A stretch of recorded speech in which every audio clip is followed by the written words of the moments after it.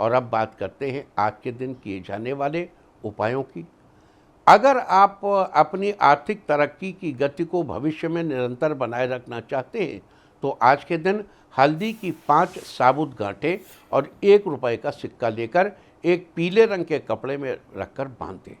फिर उस कपड़े को अपने घर के मंदिर में रखें और अपने गुरु या अपने इष्ट देव का ध्यान करते हुए एक घी का दीपक जलाएं।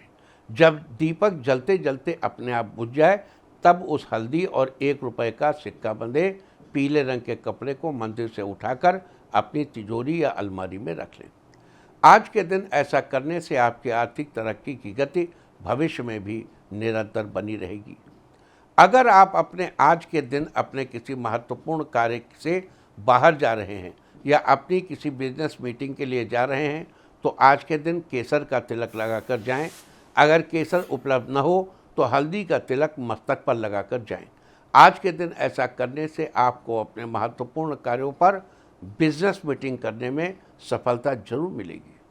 अगर घर में किसी बात को लेकर सदस्यों के बीच अनबन रहती है जिसके कारण आपका मन बेचैन रहता है तो आज के दिन घर के नज़दीकी मंदिर में भगवान शिव जी को बेलपत्र चढ़ाएं और साथ ही किसी ज़रूरतमंद को 1 कटोरी चावल दान करें। आज के दिन ऐसा करने से आपका मन शांत रहने लगेगा और परिवार के माहौल में पॉजिटिविटी आने लगेगी।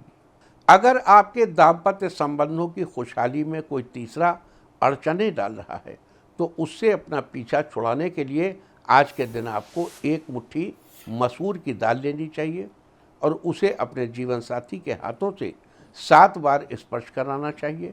स्पर्श कराने के बाद उस मसूर की दाल को किसी साफ बहते पानी में प्रवाहित कर दें। आज के दिन ऐसा करने से आपके दाम्पत्य संबंधों की खुशहाली में आ रही अड़चनें अपने आप दूर हो जाएंगी। अक्सर उपलब्धियां सामने होते हुए भी आपको नज़र नहीं आती।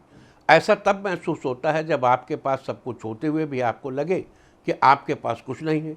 तो इसके लिए आज संतान सप्तमी के दिन कुश या कंबल के आसन पर बैठकर तुलसी या रुद्राक्ष की बनी माला से कम 108 बार भगवान शिव के मंत्र का जप करें।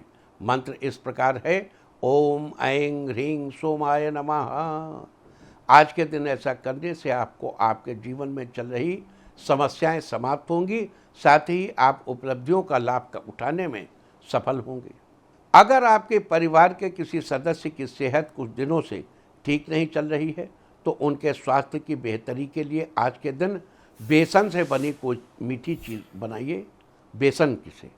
अब उसका भोग सबसे पहले भगवान को लगाइए, उसके बाद उस बचे हुए प्रसाद को छोटे बच्चों में, किसी बीमार व्यक्ति को, सभी लोगों को प्रसाद खाने के लिए दीजिए। आज के दिन ऐसा करने से बीमार व्यक्ति की सेहत में जल्दी ही सुधार होगा। अगर आप अपने जीवन में समृद्धि पाना चाहते हैं तो आज के दिन आंखें बंद करके विकंकत के पेड़ का ध्यान करते हुए उसे प्रणाम करें और विकंकत के पेड़ का 5 बार नाम लें। इसके बाद ध्यान में ही उसकी जड़ में पानी डालें और अपने जीवन में समृद्धि पाने के लिए प्रार्थना करें।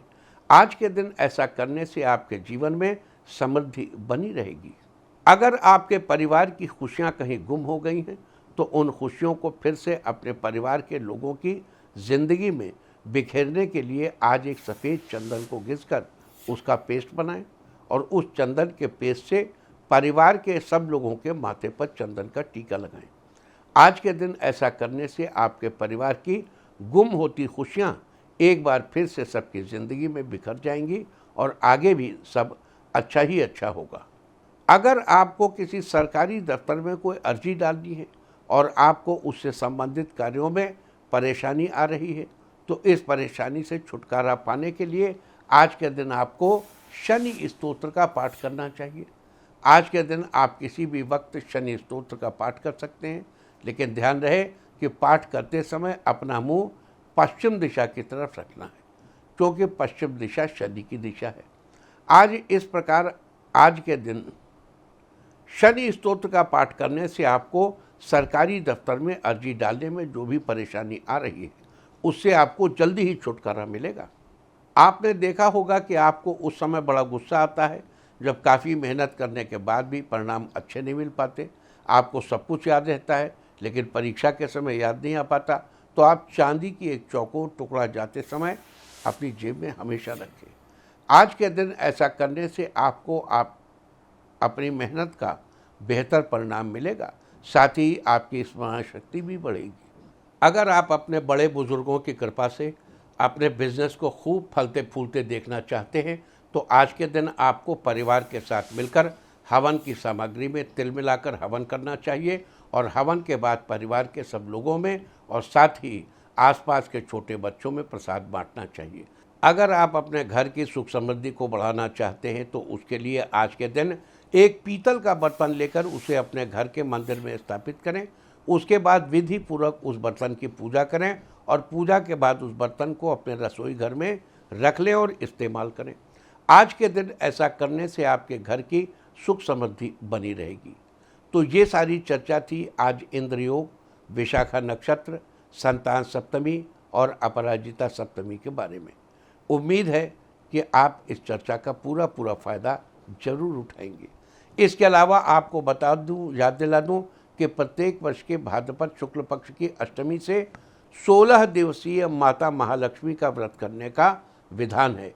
लेकिन यहाँ एक बात समझ लेते हैं कि आज भाद्रपद शुक्ल पक्ष की उदया तिथि सप्तमी है, यानी कि उदया तिथि में अष्टमी कल के दिन पड़ रही है। लिहाजा राधा अष्टमी तथा दुर्गा अष्टमी के व्रत एक साथ कल ही यानी 31 अगस्त से माता महालक्ष्मी के व्रत की शुरुआत होगी। इसकी विस्तृत चर्चा हम कल के दिन ही करेंगे।